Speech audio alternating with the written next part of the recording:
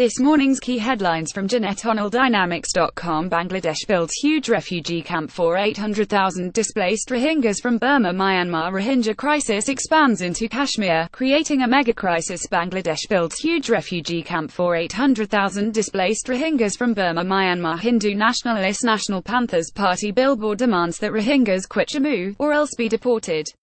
Hindustan Times Some 500,000 Rohingya Muslim refugees have crossed the border from Burma Myanmar into Bangladesh since August 25, when Burma's army launched a full-scale scorched earth ethnic extermination campaign on the Rohingyas in Burma's Rakhine state.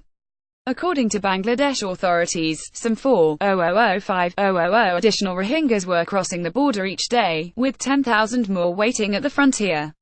Bangladesh had originally allocated 2,000 acres of land to set up a refugee camp to accommodate 500,000 refugees, but with the flood of refugees continuing, officials have set aside another 1,000 acres for the new camp, to expand the camp to house 800,000. Rohingyas have already set up 23 makeshift camps along the border, and Bangladesh will move them all into the new camp.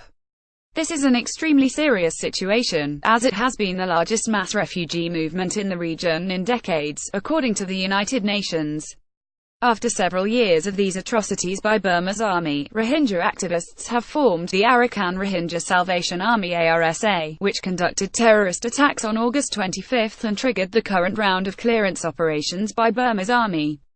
Burma's ethnic cleansing is radicalizing many young men in the Rohingya population, with plans growing for retaliatory attacks on the Burmese population and army. Regular readers are aware that generational dynamics predicts that the world is headed for a clash of civilizations world war, pitting the US, India, Russia, Iran and the West against China, Pakistan, and the Sunni Muslim nations.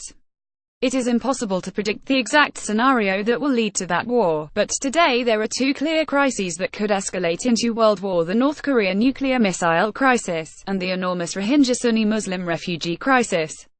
Guardian, London and Reuters and NPR. Rohingya crisis expands into Kashmir, creating a megacrisis. For years, there has been a community of several thousand Rohingya Muslims living peacefully in India-governed Jammu and Kashmir. That number has increased by over 6,000 between 2008 and 2016.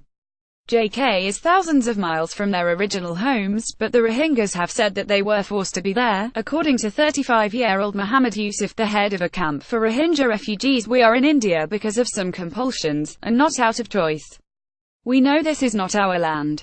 We will leave on our own once those compulsions are addressed by the global community and we get justice. We were boarded into a train and asked to embark at the last station when the whole train gets empty. We were not aware that it is Jammu. We came to know at the railway station that some Rohingyas were living here and met them. This is how we reached here." The Rohingyas coexisted peacefully and even received money and supplies from other residents last year when a large fire in the refugee camp destroyed all their belongings. But apparently, some residents harbored underground resentment of the Rohingyas, because this resentment suddenly exploded into full-scale xenophobia and hostility in April. At that time, the Hindu nationalist Jammu and Kashmir National Panthers Party began putting up large billboards asking residents to wake up and save the history, culture, and identity of the Dogras. The billboard directed Rohingya and Bangladeshi refugees to quit Jammu.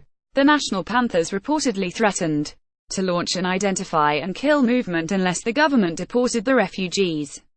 They also reportedly demanded that any resident renting out a room to Rohingyas should be arrested and sent to jail under a law that allows detention without trial for 6 months. The Rohingyas say that they are just trying to survive with their families. "We are not involved in any criminal activity and are doing odd jobs to make our living. Most of us work as wage laborers, rag pickers, scrap dealers, and a few are working at railway stations as sweepers." Indian officials say that Rohingyas in Kashmir and elsewhere in India are being radicalized by terrorist groups from Pakistan, training the Rohingyas for terror attacks in India. Pakistan has always taken the view that it is India that is committing atrocities against Muslims in Kashmir, and that the Rohingya crisis has now given India one more weapon to use against Pakistan in Kashmir. It appears that the Rohingya crisis between Burma and Bangladesh has merged with the Kashmir crisis between India and Pakistan, resulting in a much larger crisis. As hundreds of thousands of Rohingyas are forced to leave Burma because of its ethnic cleansing program, the entire region is becoming more destabilized, with the possibility of triggering a war.